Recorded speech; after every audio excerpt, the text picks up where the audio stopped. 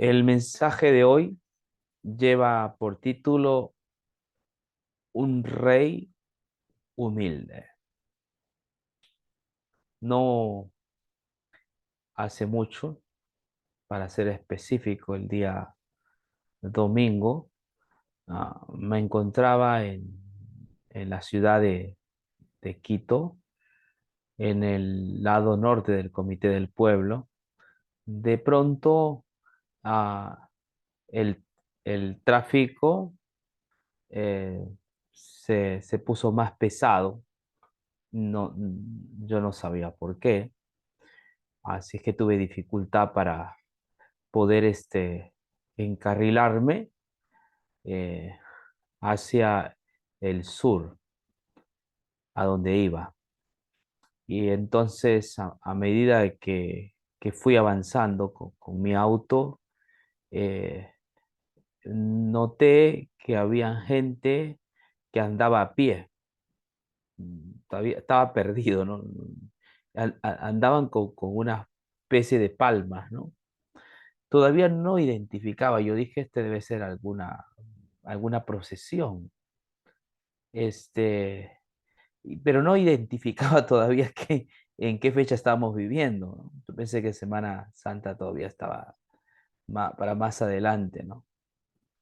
Y así que como ya me salió al encuentro este grupo de personas, eran peregrinos que andaban con sus palmas, ¿no? Con una especie de plantita, y ellos interrumpieron el tráfico. Y casi cuando ya pasé a estos peregrinos, me acordé del Domingo de Ramos. El domingo, era domingo, claro, entonces estaba en domingo y era domingo. eh, y entonces me acordé de lo que dicen los evangelios acerca de aquel domingo. Por esa razón he titulado mi estudio o alocución como el rey humilde o un rey humilde. Es interesante que nosotros, hermanos, podamos reflexionar en ese domingo, ¿no? Ese domingo, conocido como el Domingo de Ramos, quizás la Iglesia Católica, a través de peregrinajes, ¿no? Nos haga recordar de ese evento. No es un invento de la Iglesia, por supuesto, está en la Biblia, pero me gustaría que apreciemos más de cerca qué es lo que dice la Biblia acerca de ese domingo, conocido históricamente como el Domingo de Ramos. ¿Qué sucedió? ¿Qué pasó? ¿Qué de diferente es ese día, ¿no? Al punto que hoy lo celebren, ¿no? ¿Qué ocurrió? Entonces, gracias a Dios la Escritura eh, nos habla acerca de aquel domingo. Está en Mateo, el capítulo 21. Leamos las páginas de Mateo, el capítulo 21, para ver algunos principios o enseñanzas que sacamos de ese Domingo de Ramos. Mientras Jesús y los discípulos se acercaban a Jerusalén, llegaron a la ciudad de Betfagé, en el monte de los Olivos. Jesús mandó a dos de ellos que se adelantaran. Vayan a la aldea que está allí, les dijo. En cuanto entren, verán una burra atada junto con su cría. Desaten a los dos animales y tráiganmelos. Si alguien les pregunta qué están haciendo, simplemente digan, el Señor los necesita. Entonces les permitirá llevárselos de inmediato.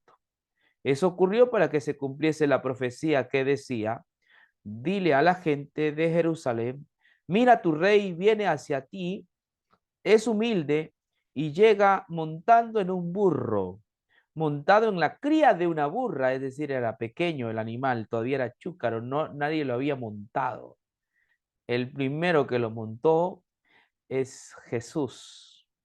Los dos discípulos hicieron tal como Jesús les había ordenado, llevaron la burra y su cría, pusieron sus prendas sobre la cría y que Jesús se sentó allí.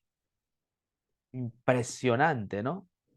De la multitud presente, la mayoría tendió sus prendas sobre el camino delante de él, y otros cortaron ramas de los árboles y las extendieron sobre el camino. Jesús estaba en el centro de la procesión, y toda la gente que lo rodeaba gritaba: alaben a Dios por el Hijo de David.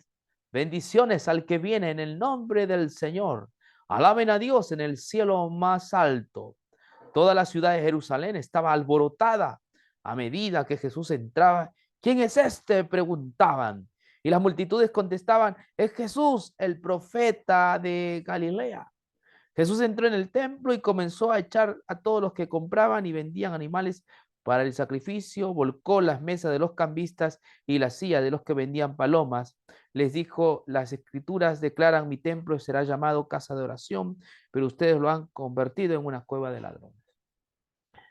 Ok, estos son los textos bíblicos en los cuales nosotros nos vamos a centrar. Miren, la parte que yo valoro bastante y de verdad quedo impresionado en este Domingo de Ramos, boquiabierto, ¿no? Es en lo que Mateo dice, sobre todo en el verso 9. El verso 9 dice: Jesús estaba en el centro de la procesión y toda la gente que lo rodeaba gritaba: alaben a Dios por el Hijo de David, bendiciones al que viene en el nombre del Señor, alaben a Dios en el cielo más alto. Qué palabras ah, altamente significativas, ¿no? Palabras llenas de cariño, palabras ah, son palabras dichas para Jesús, para el Hijo de Dios. Y Mateo dice que Jesús estaba en el centro de la procesión, donde debe estar Jesús. Jesús debe estar en el centro de cualquier culto, de cualquier tipo de adoración, de cualquier tipo de reunión, ¿no? Espiritual, cualquier tipo de literatura espiritual, el centro debe ser Jesús, como se describe en aquel Domingo de Ramos. Los ojos de las personas eh, quedaban mirando fijamente a aquel que andaba montado en un pollino, en un animal que nadie lo había montado, era una cría, chúcaro. Allí estaba Jesús. Dice Mateo que él estaba en el centro de la procesión. Jesús debe ser el centro de tu vida y mi vida. Él debe ser el centro de adoración, el centro en el cual nos ocupemos, el motivo de estudio. Que la Biblia nos habla de Jesús. Él es el centro, hermanos. Yo no entiendo por qué las iglesias cristianas no ponen a Cristo en el lugar que Él debe estar. ¿Por qué las iglesias cristianas ponen en lugar de Cristo otros monumentos, levantan otro tipo de estandartes? No entiendo. Algunos ponen en ese lugar al Espíritu Santo. Otros ponen en ese lugar a algún tipo de profeta, ¿no? Y yo escucho de nombres, ahora que fui a Chile, escuché de algunos nombres de ciertos personajes. ¿Qué importa, William Anduesa? El nombre que debe estar en el centro es Jesús. Él es el centro, el motivo, la razón. Es nuestro Cristo. Cristo debe estar en la palestra de la fe cristiana. Él es la razón de ser, es el fundamento, hermanos. En este ministerio no nos hemos cansado de hablar de Jesús. Otra vez Mateo nos convence de esta gran verdad, que Jesús es el que debe llevar el honor, la gloria, la honra y la adoración. Los ojos de los creyentes deben estar fijos en Jesús, el autor y consumador de nuestra fe.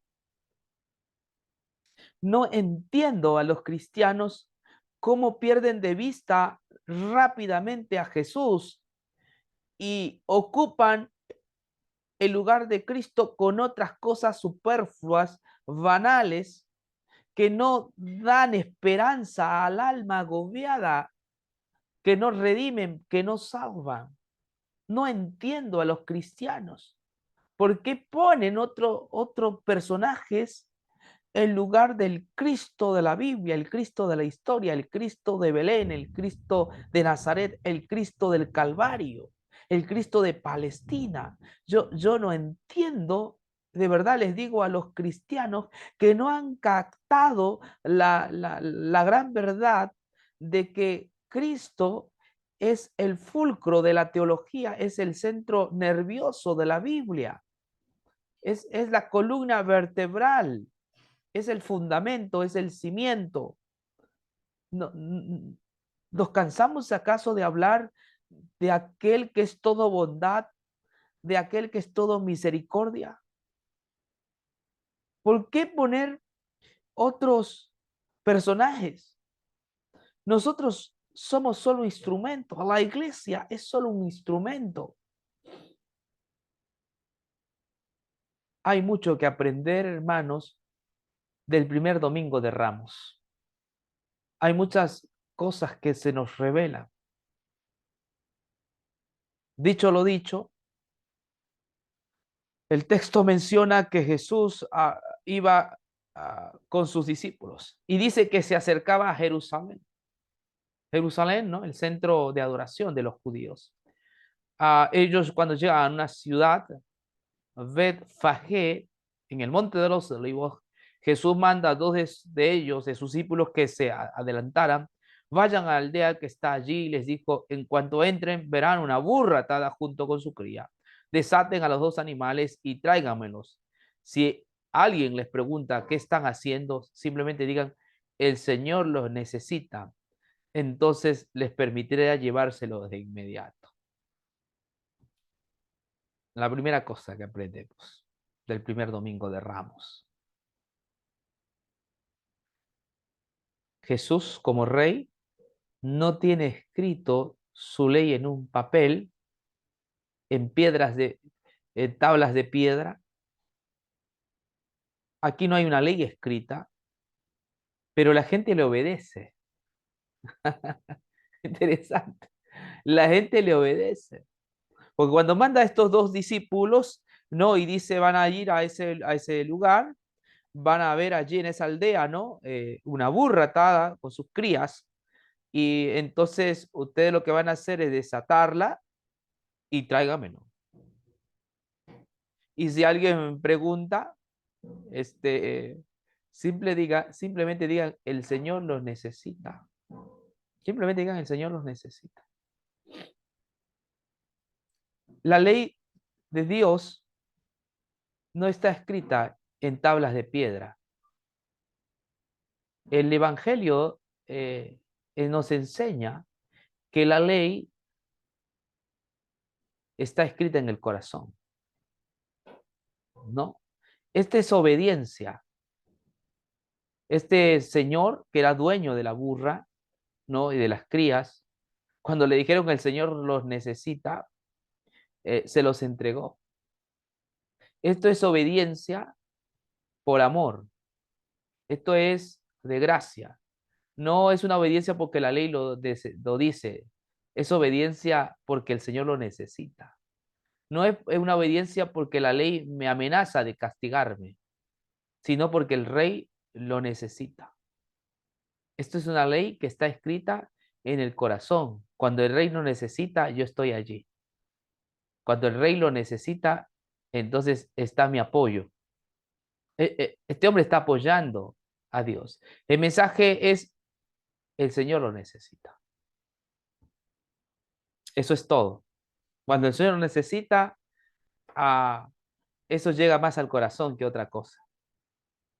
No, no te voy a pedir, o no, nosotros no pedimos, porque los amenazamos. Si es que ustedes no dan su contribución o alguna cosa, entonces ustedes son menos espirituales, no van a tener cargos, ustedes eh, van a recibir maldiciones. No,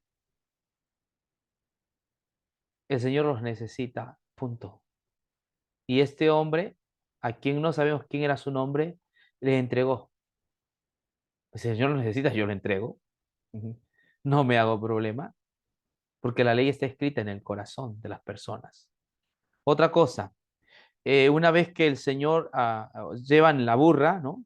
Dice que había una profecía. Esto ocurrió para que se cumpliese la profecía que decía, dile a la gente de Jerusalén, mira, tu rey viene hacia ti, es humilde y llega montado en un burro, montado en la cría de una burra. No es un caballo, ni siquiera es un caballo. Este es un burro, un animal pequeño, un animal de carga, ¿no? En cambio, un caballo lo montan los soldados, lo montan los oficiales, lo montaban los reyes. Esa imagen no deja de ser impresionante. El rey de reyes está montado en un animal humilde. Qué privilegio para el burro, ¿no? Llevar al rey de reyes, cargar al rey de reyes. Qué privilegio para este burro, ¿no? Entonces vemos nosotros que este rey es distinto a los demás reyes. Alejandro Magno, él tenía su caballo fuerte, erguido, con quien peleó muchas batallas. Buscela creo que era el nombre del caballo, no recuerdo en este momento, pero era un caballo grande, imponente, ¿no? Fuerte. Eh, qué diferente, qué distinto es Jesús, ¿no? Montado en un burro. Está montado en un burro. Humilde, un rey humilde. Él podría haber utilizado un caballo, claro que sí, pero esa no es la idea que transmite el mensaje de Cristo. Es un rey totalmente humilde. Tercera cosa vemos allí, o segunda cosa, un rey humilde. Bien, el 6. Los discípulos hicieron tal como Jesús les había ordenado, llevaron la burra y su cría, pusieron sus prendas sobre la cría y Jesús se sentó allí. Dice que pusieron sus prendas sobre la cría y Jesús se sentó allí. Otra cosa que vemos es que ellos se quitan sus prendas y las ponen sobre el burro para que Jesús se montara. Los reyes de este mundo, si ustedes se saben, el Papa lo montan en un Papa móvil, ¿no? No en un burro. No, al Papa no lo montan en un burro, sino en un Papa móvil que es costoso, que es extremadamente elegante, ¿entiendes? Sí, que tiene de todo eso, ¿no? Y vale miles de dólares. Jesús, el rey de reyes, montado en un burro, los discípulos no tienen suficiente dinero, sacan sus ropas y la ponen para que Jesús se montara. ¿Qué clase de rey eres, Jesús? ¿Qué nos enseña Jesús en este mensaje?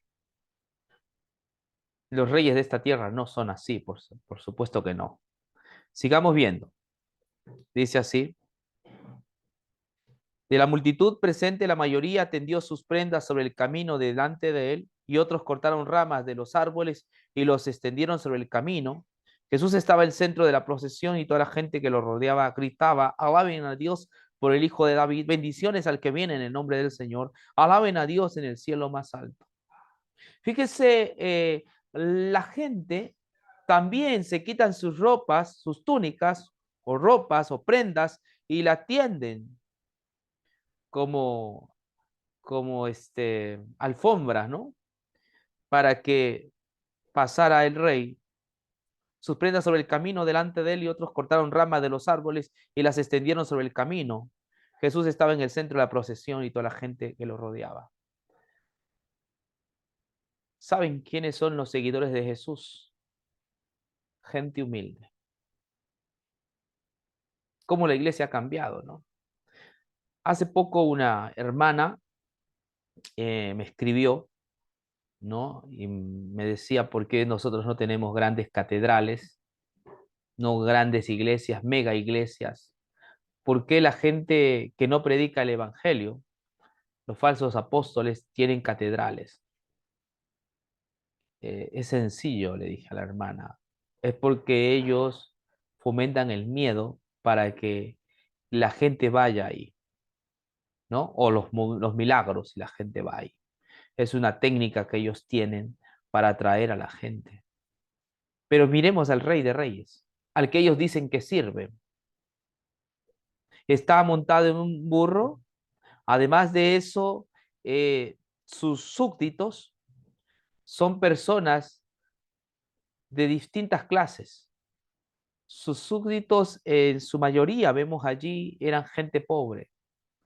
Daban lo que tenían. Se sacan sus prendas, se las ponen en el camino para que el rey pasara.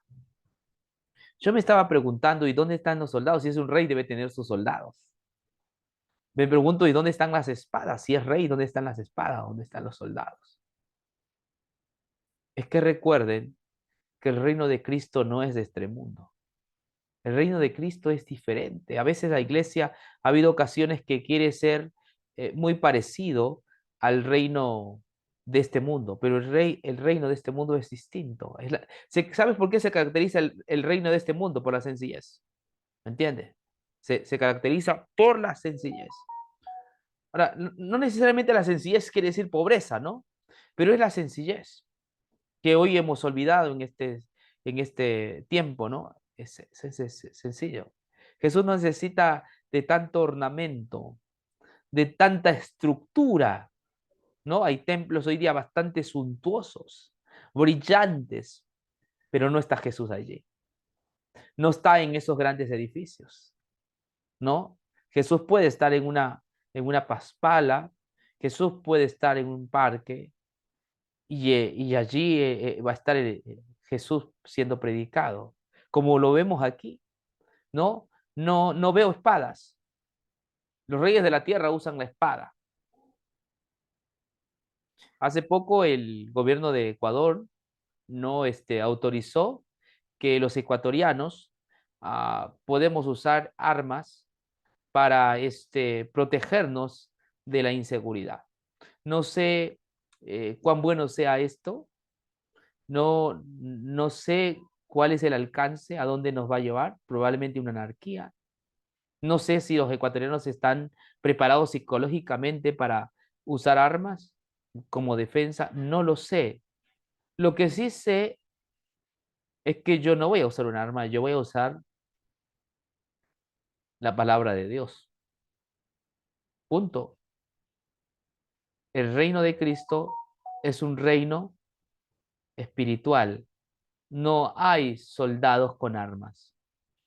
Porque Jesús no vence al mundo mediante la fuerza, sino mediante el poder del amor, mediante el poder de su cruz. Él atrae sobre sí a los pecadores. No hay soldados por eso, no hay espadas, porque su reino es el reino de la paz. Nos estamos olvidando.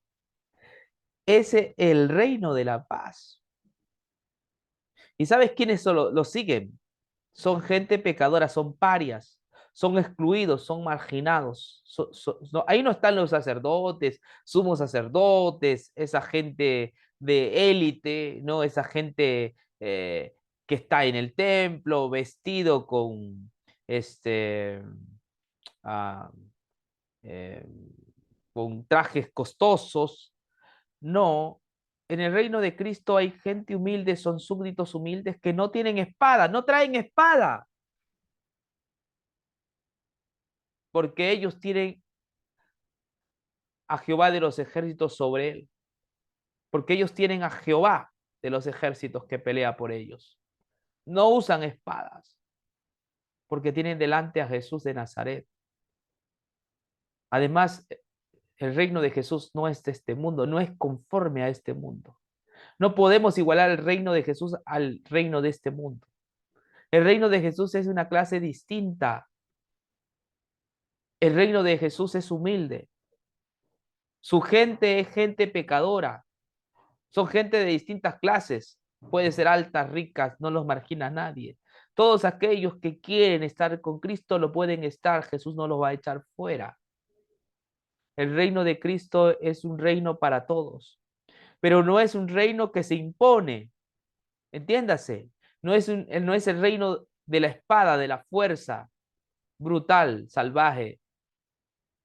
Jesús conquista a su gente mediante el amor, mediante la gracia, mediante el perdón, mediante la misericordia, mediante la benevolencia, mediante la bondad, mediante el perdón. Ese es el reino de Cristo, es el reino del perdón, es el reino de la justificación, es de la gracia maravillosa y merecida para los pecadores. Ese es el reino de Cristo, no es el reino de Alejandro Magno, no es el reino de Nerón, no es el reino de Pilato, no es el reino de Hugo Chávez, no es el reino de San Martín, no es el reino de Simón Bolívar. El reino de Jesús no es el reino de este mundo. Es el reino del perdón, de la misericordia, es el reino donde las murallas se derriban, es el reino donde todos somos iguales. Nadie se fija quién es más que el otro. Nuestros ojos están fijos en aquel que es todo bondad, en Jesús, en Jesús, en Jesús de Nazaret, en el Salvador bendito. El reino de Jesús es un reino humilde y es un reino que conquista a la gente no con la espada, no con la guerra, no con las armas, no con las bombas atómicas, no con las bombas nucleares o por allí alguna cosa química.